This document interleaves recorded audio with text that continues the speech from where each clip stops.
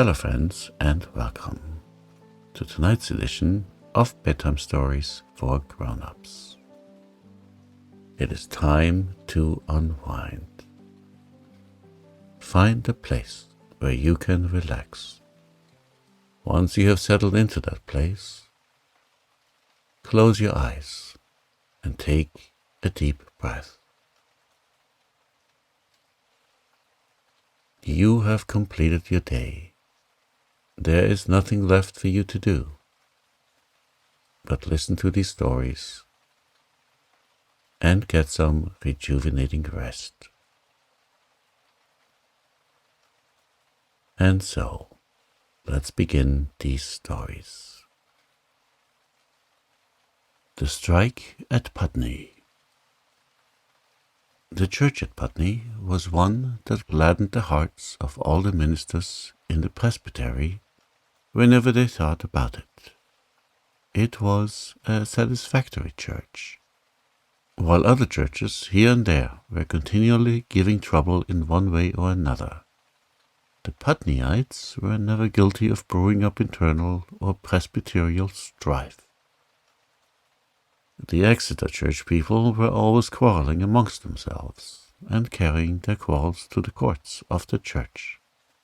The very name of Exeter gave the members of Presbytery the cold creeps. But the Putney church people never quarreled. Danbridge Church was in a chronic state of ministerlessness.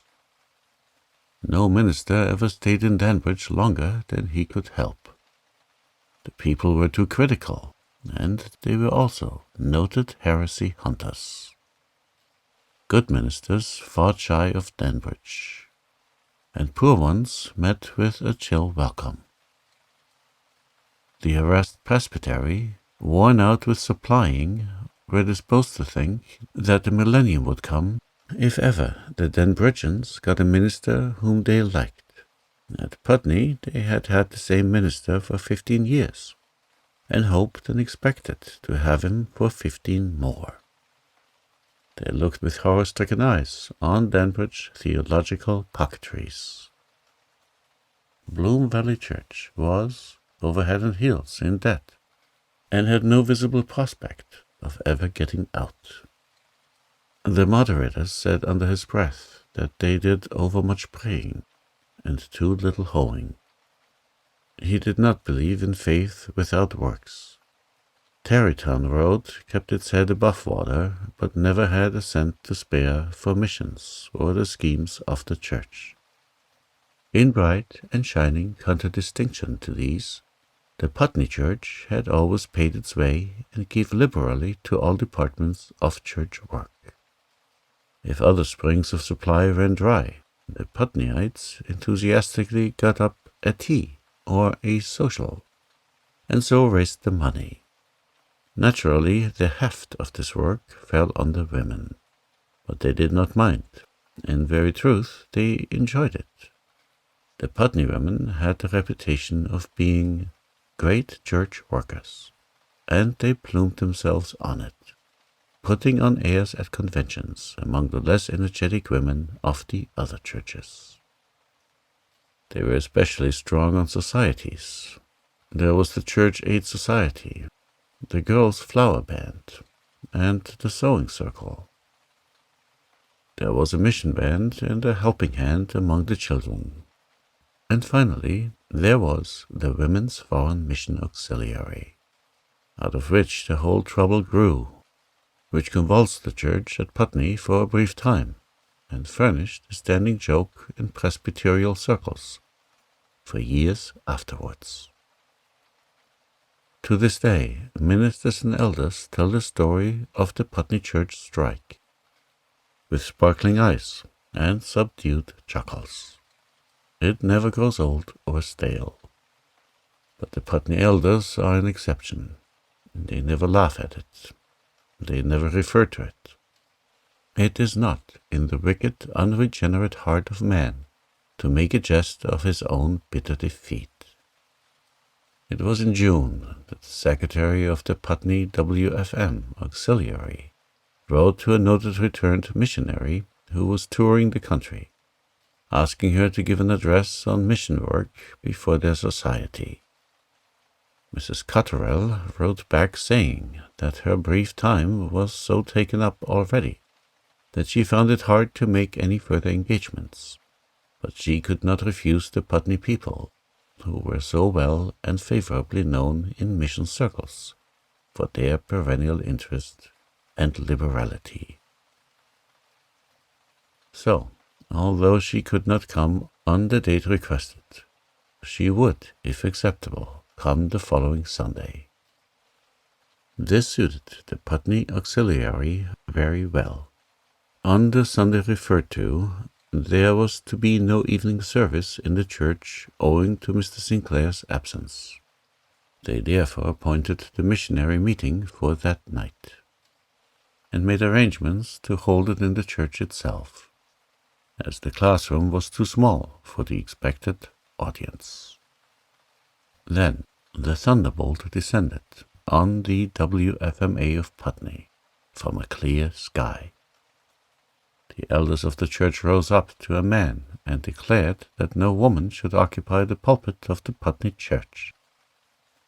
It was in direct contravention to the teachings of St. Paul. To make matters worse, Mr. Sinclair declared himself on the elder's side. He said that he could not conscientiously give his consent to a woman occupying his pulpit, even when that woman was Mrs. Cotterell and her subject foreign missions. The members of the auxiliary were aghast.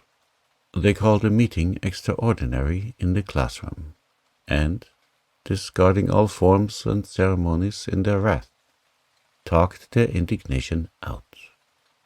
Out of doors the world basked in June sunshine, and preened itself in blossom. The birds sang and chirped in the lichened maples that cupped the little church inn, and peace was over all the Putney Valley. Inside the classroom, disgusted women buzzed like angry bees. "What on earth are we to do?" sighed the secretary plaintively. Mary Kilburn was always plaintive. She sat on the steps of the platform, being too wrought up in her mind to sit in a chair at the desk, and her thin, faded little face was twisted with anxiety. All the arrangements are made, and Mrs. Cotterell is coming on the 10th. How can we tell her that the man won't let her speak? There was never anything like this in Putney Church before, groaned Mrs. Elder Knox. It was Andrew McKittrick put them up to it. I always said that man would make trouble here yet, ever since he moved to Putney from Danbridge. I've talked and argued with Thomas until I'm dumb, but he is as set as a rock. I don't see what business the men have to interfere with us anyhow, said her daughter Lucy, who was sitting on one of the windowsills. We don't meddle with them, I'm sure, as if Mrs. Cotterell would contaminate the pulpit. One would think we were still in the Dark Ages, said Frances Spenslow sharply. Frances was the Putney schoolteacher. Her father was one of the recalcitrant elders, and Frances felt it bitterly. All the more that she had tried to argue with him, and had been set upon as a child who couldn't understand.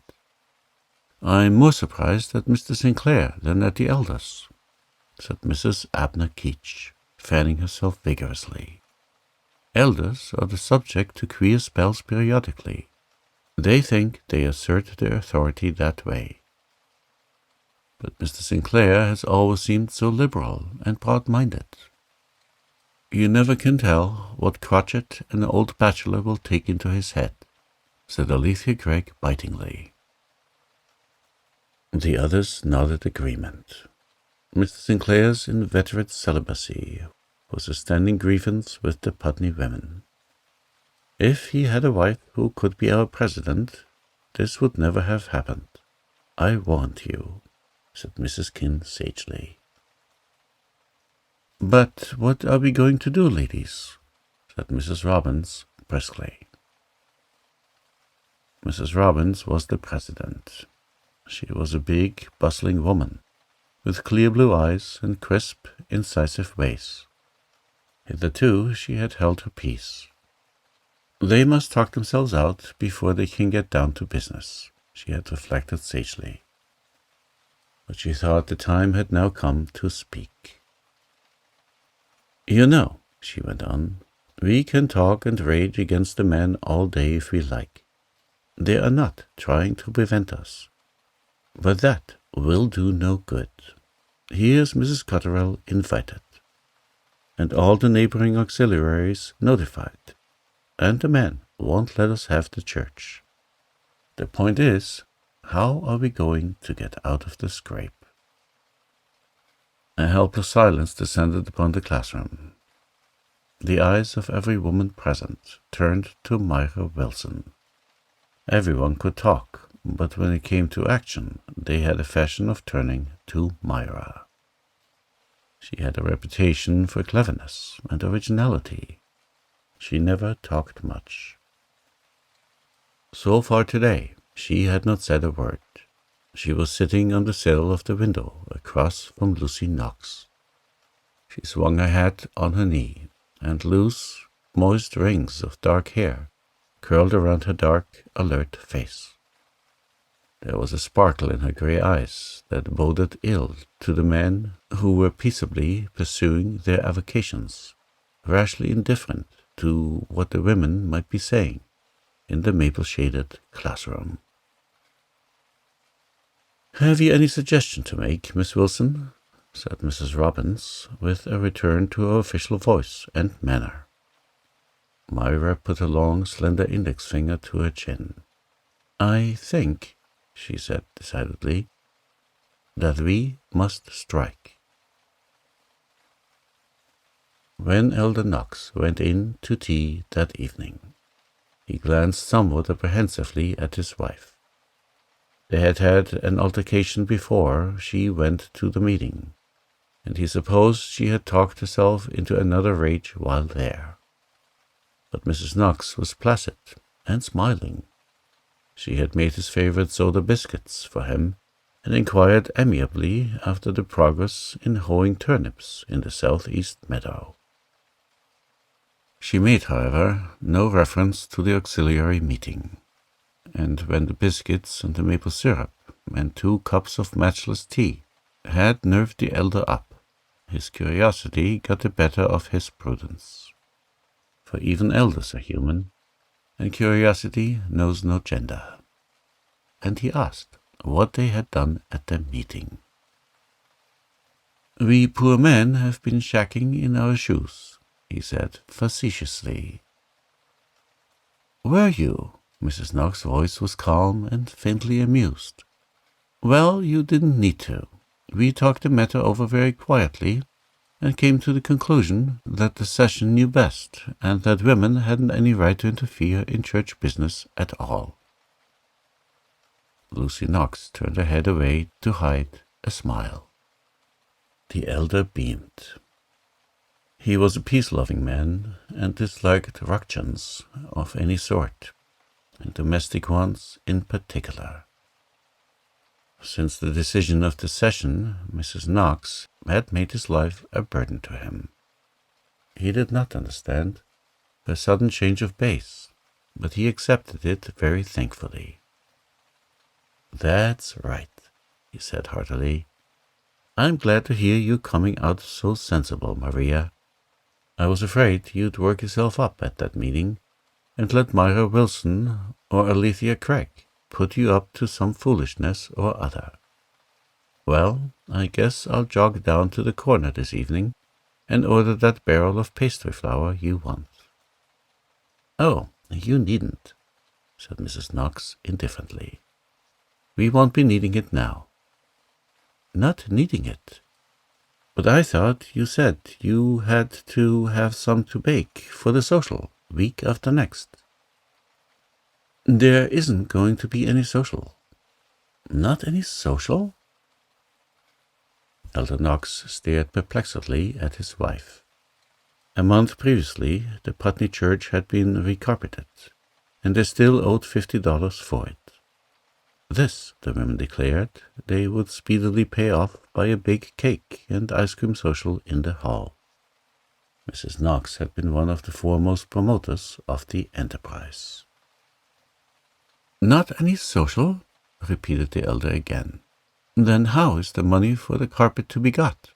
And why isn't there going to be a social?" "The men can get the money somehow, I suppose," said Mrs. Knox. "As for the social, why, of course, if women aren't good enough to speak in church, they are not good enough to work for it either. Lucy, dear, will you pass me the cookies?"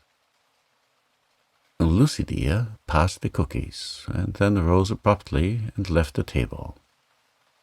Her father's face was too much for her. "What confounded nonsense is this?" demanded the elder explosively. Mrs. Knox opened her mellow brown eyes widely, as if in amazement at her husband's tone. "I don't understand you," she said. "Our position is perfectly logical."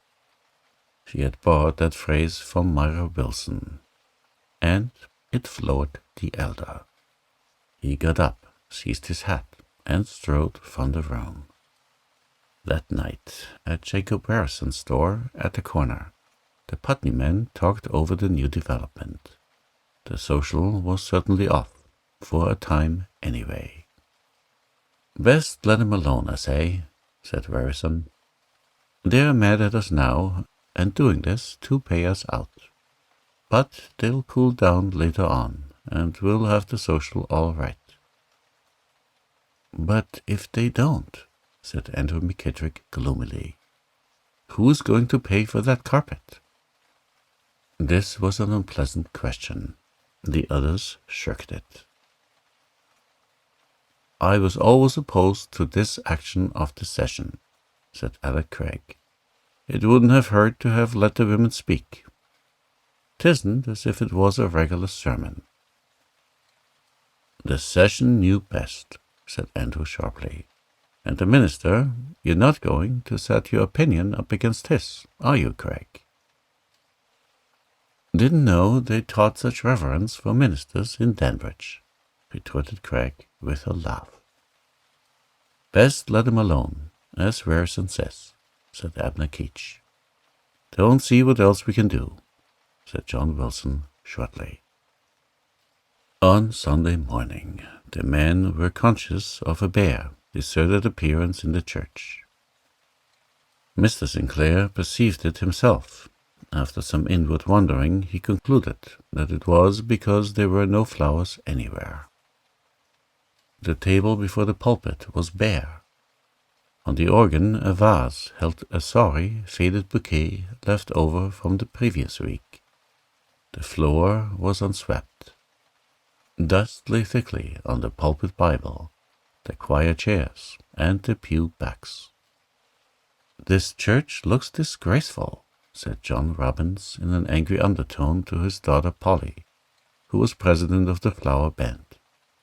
"What in the name of common sense is the good of your flower banders if you can't keep the place looking decent?" "There is no flower band now, Father," whispered Polly in turn. "We've disbanded. Women haven't any business to meddle in church matters. You know the session said so." It was well for Polly that she was too big to have her ears boxed. Even so, it might not have saved her if they had been anywhere else than in church. Meanwhile, the men who were sitting in the choir, 3 basses and 2 tenors, were beginning to dimly suspect that there was something amiss here too. Where were the sopranos and the altos? Myra Wilson and Alethea Craig and several other members of the choir were sitting down in their pews with perfectly unconscious faces. Myra was looking out of the window into the tangled sunlight and shadow of the great maples. Alethea Craig was reading her Bible. Presently Frances Spenslow came in. Frances was organist, but today, Instead of walking up to the platform, she slipped demurely into her father's pew at one side of the pulpit. Eben Craig, who was the Putney singing master and felt himself responsible for the choir, fidgeted uneasily. He tried to catch Frances's eye, but she was absorbed in reading the mission report she had found in the rack, and Eben was finally forced to tiptoe down to the Spenslow pew and whisper, "Miss Spenslow, the minister is waiting for the doxology. Aren't you going to take the organ?" Frances looked up calmly. Her clear, placid voice was audible not only to those in the nearby pews, but to the minister. "No, Mr. Craig, you know, if a woman isn't fit to speak in the church, she can't be fit to sing in it either." Eben Craig looked exceedingly foolish. He tiptoed gingerly back to his place. The minister, with an unusual flush on his thin, ascetic face, rose suddenly and gave out the opening hymn. Nobody who heard the singing in Putney Church that day ever forgot it. Untrained basses and tenors, unrelieved by a single female voice, are not inspiring. There was no announcement of society meetings for the forthcoming week. On the way home from church that day, irate husbands and fathers scolded, argued or pleaded, according to their several dispositions. One and all met with the same calm statement that if a noble, self-sacrificing woman like Mrs. Cotterell were not good enough to speak in the Putney Church, ordinary, everyday women could not be fit to take any part whatever in its work. Sunday school that afternoon was a harrowing failure. Out of all the corps of teachers, only one was a man, and he alone was at his post. In the Christian Endeavor meeting on Tuesday night, the feminine element sat dumb and unresponsive. The Putney women never did things by halves. The men held out for 2 weeks. At the end of that time, they happened to meet at the manse and talk the matter over with the harassed minister.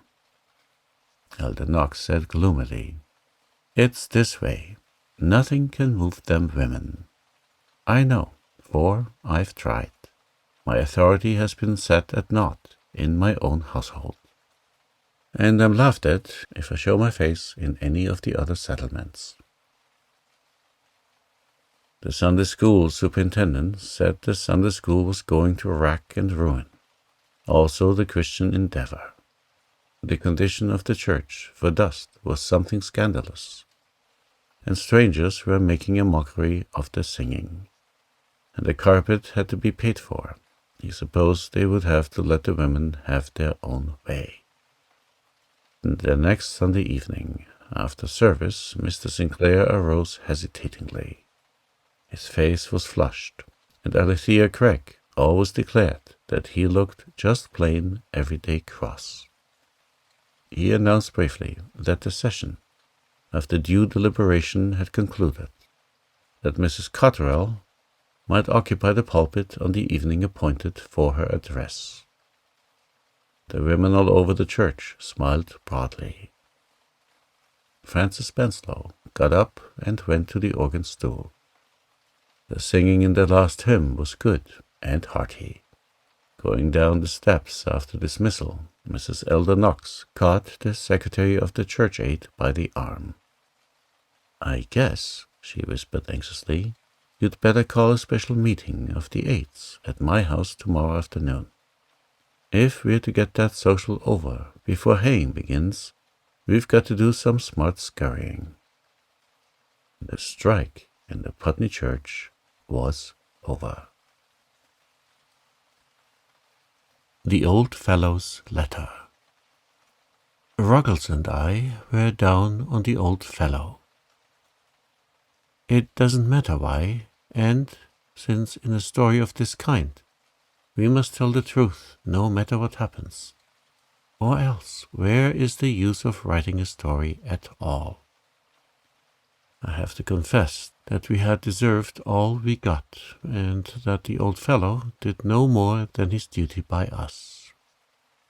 Both Ruggles and I see that now, since we have had time to cool off. But at the moment we were in a fearful wax at the old fellow, and were bound to hatch up something to get even with him. Of course, the old fellow had another name, just as Ruggles had another name. He's principal of Frampton Academy, the old fellow, not Ruggles, and his name is George Osborne. We have to call him Mr. Osborne to his face, but he is the old fellow everywhere else. He is quite old, 36 if he's a day, and whatever possessed Sylvia Grant. But there, I'm getting ahead of my story. Most of the cats like the old fellow. Even Ruggles and I like him on the average. The girls are always a little provoked at him because he is so shy and absent-minded. But when it comes to the point, they like him too. I heard Emma White say once that he was so handsome. I nearly whooped. Ruggles was mad because he's gone on M. For the idea of calling a thin, pale, dark, dreamy-looking chap like the old fellow handsome was more than I could stand without guffawing. M probably said it to provoke Ruggles. She couldn't really have thought it. Mickey, the English professor now, if she had called him handsome, there would have been some sense in it. He is splendid, big 6-footer, with magnificent muscles, red cheeks, and curly yellow hair. I can't see how he can be contented to sit down and teach mushy English literature and poetry and that sort of thing. It would have been more in keeping with the old fellow. There was a rumor running at large in the academy that the old fellow wrote poetry, but he ran the mathematics, and didn't make such a foozle of it as you might suppose either. Ruggles and I meant to get square with the old fellow, if it took all the term. At least we said so. But if Providence hadn't sent Sylvia Grant walking down the street past our boarding house that afternoon, we should probably have cooled off before we thought of any working plan of revenge. Sylvia Grant did go down the street, however. Ruggles, hanging halfway out of the window as usual, saw her, and called me to go and look. Of course, I went. Sylvia Grant was always worth looking at. There was no girl in Frampton who could hold a candle to her when it came to beauty. As for brains, that is another thing altogether. My private opinion is that Sylvia hadn't any, or she would never have preferred, but there, I'm getting on too fast again. Ruggles should have written the story. He can concentrate better. Sylvia was the Latin professor's daughter. She wasn't a cat girl, of course. She was over 20 and had graduated from it 2 years ago.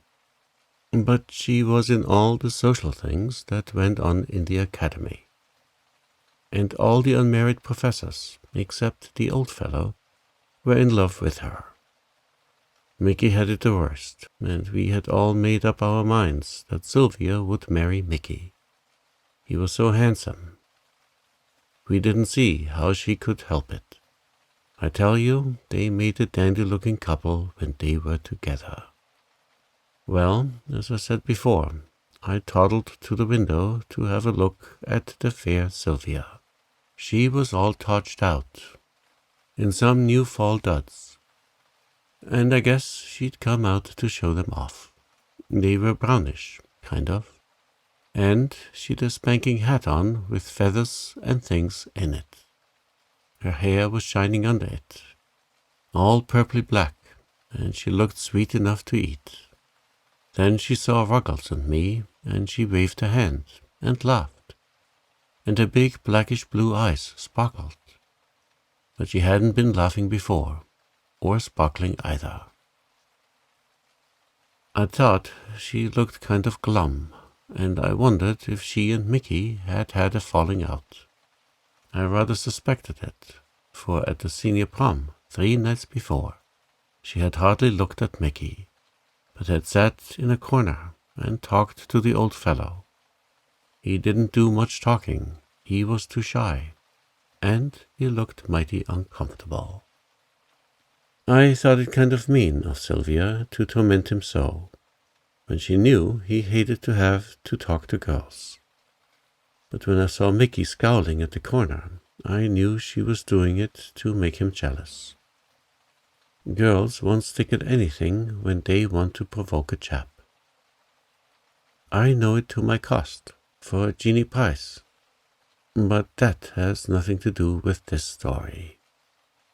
Just across the square, Sylvia met the old fellow and bowed.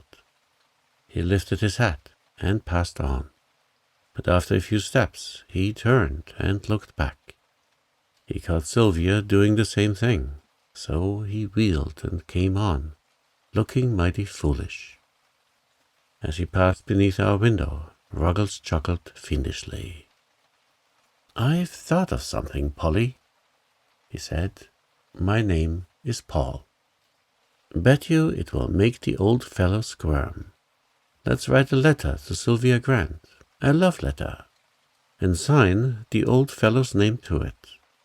She'll give him a fearful snubbing, and will be revenged." "But who'll write it?" I said doubtfully. "I can't. You'll have to, Ruggles. You've had more practice." Ruggles turned red. "I know. He writes to M. White in vacations." "I'll do my best," he said, quite meekly. "That is, I'll compose it, but you'll have to copy it. You can imitate the old fellow's handwriting so well." "But look here," I said, an uncomfortable idea striking me. "What about Sylvia? Won't she feel kind of flattish when she finds out he didn't write it? For of course he'll tell her. We haven't anything against her, you know." "Oh, Sylvia won't care," said Ruggles serenely. "She's the sort of girl who can take a joke. I've seen her eyes shine over tricks we've played on the professors before now. She'll just laugh.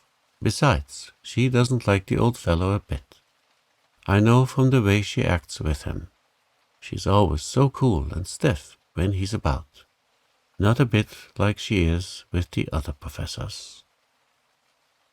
Well, Ruggles wrote the letter. At first he tried to pass it off on me as his own composition. But I know a few little things, and one of them is that Ruggles can't have made up that letter any more than he could have written a sonnet. I told him so, and made him own up. He had a copy of an old letter that had been written to his sister by her young man. I suppose Ruggles had stolen it, but there is no use inquiring too closely into these things. Anyhow, that letter just filled the bill. It was beautifully expressed. Ruggles' sister's young man must have possessed lots of ability. He was an English professor, something like Mickey, so I suppose he was extra good at it. He started in by telling her how much he loved her, and what an angel of beauty and goodness he had always thought her. How unworthy he felt himself of her, and how little hope he had that she could ever care for him. And he wound up by imploring her to tell him if she could possibly love him a little bit, and all that sort of thing. I copied the letter out on heliotrope paper, in my best imitation of the old fellow's handwriting, and signed it. "Yours devotedly and imploringly, George Osborne." Then we mailed it that very evening. The next evening, the Cat Girls gave a big reception in the assembly hall to an academy alumna who was visiting the Greek professor's wife. It was the smartest event of the term, and everybody was there, students and faculty, and of course Sylvia Grant. Sylvia looked stunning. She was all in white, with a string of pearls about her pretty round throat, and a couple of little pink roses in her black hair. I never saw her so smiling and bright, but she seemed quieter than usual, and avoided poor Mickey so skillfully that it was really a pleasure to watch her. The old fellow came in late, with his tie all crooked, as it always was. I saw Sylvia blush and nudged Ruggles to look. "She's thinking of the letter," he said. Ruggles and I never meant to listen. Upon my word, we didn't. It was pure accident. We were in behind the flags and palms in the modern languages room, fixing up a plan how to get Em and Jenny off for a moonlit stroll in the grounds. These things require diplomacy, I can tell you, for there are always so many other fellows hanging about. When in came Sylvia Grant and the old fellow, arm in arm. The room was quite empty, or they thought it was, and they sat down just the other side of the flags. They couldn't see us, but we could see them quite plainly. Sylvia still looked smiling and happy, not a bit mad as we had expected, but just kind of shy and radiant. As for the old fellow, he looked, as M. White would say, as sphinx-like as ever. I defy any man alive to tell from the old fellow's expression what he was thinking about or what he felt like at any time. Then, all at once, Sylvia said softly, with her eyes cast down, "I received your letter, Mr. Osborne." Any other man in the world would have jumped or said, "My letter?" or shown surprise in some way. But the old fellow has a nerve. He looked sideways at Sylvia for a moment, and then he said kind of dryly, "Ah, did you?" "Yes," said Sylvia, not much above a whisper. It surprised me very much. I never supposed that you cared for me in that way." "Can you tell me how I could help caring?" said the old fellow in the strangest way. His voice actually trembled. I don't think I would tell you if I knew," said Sylvia, turning her head away. "You see, I don't want you to help caring." "Sylvia!" You never saw such a transformation as came over the old fellow. His eyes just blazed, but his face went white. He bent forward and took her hand. "Sylvia, do you mean that you actually care a little for me, dearest?" "Oh, Sylvia, do you mean that?" "Of course I do," said Sylvia right out. "I've always cared, ever since I was a little girl, coming here to school and breaking my heart over mathematics, although I hated them, just to be in your class. Why, I've treasured up old geometry exercises you wrote out for me just because you wrote them. But I thought I could never make you care for me. I was the happiest girl in the world when your letter came today." "Sylvia," said the old fellow, "I've loved you for years, but I never dreamt that you could care for me. I thought it quite useless to tell you of my love before. Can you be my wife, darling?" At this point, Ruggles and I differ as to what came next. He asserted that Sylvia turned square around and kissed the old fellow, but I'm sure she just turned her face and gave him a look, and then he kissed her. Anyhow, there they both were, going on at the silliest rate about how much they loved each other, and how the old fellow thought she loved Mickey, and all that sort of thing. It was awful. I never thought the old fellow or Sylvia either could be so spoony. Ruggles and I would have given anything on earth to be out of that. We knew we'd no business to be there, and we felt as foolish as flatfish. It was a tremendous relief when the old fellow and Sylvia got up at last and trailed away, both of them looking idiotically happy. "Well, did you ever?" said Ruggles. It was a girl's exclamation, but nothing else would have expressed his feelings. "No, I never," I said. "To think that Sylvia Grant should be sweet on the old fellow, when she could have Mickey. It passed comprehension." Did she really promise to marry him, Ruggles?" "She did," said Ruggles gloomily. "But, I say, isn't that old fellow game? Tumbled to the trick in a jiff. Never let on but what he wrote the letter. Never will let on, I bet. Where does the joke come in, Polly, my boy?" "It's on us," I said, "but nobody will know of it if we hold our tongues. We'll have to hold them anyhow, for Sylvia's sake, since she's been goose enough to go and fall in love with the old fellow. She'd go wild if she ever found out the letter was a hoax. We have made that match, Ruggles. He'd never have got up enough spunk to tell her he wanted her, and she'd probably have married Mickey out of spite. Well, you know, the old fellow isn't a bad sort after all," said Ruggles, "and he's really awfully gone on her. So it's all right. Let's go and find the girls."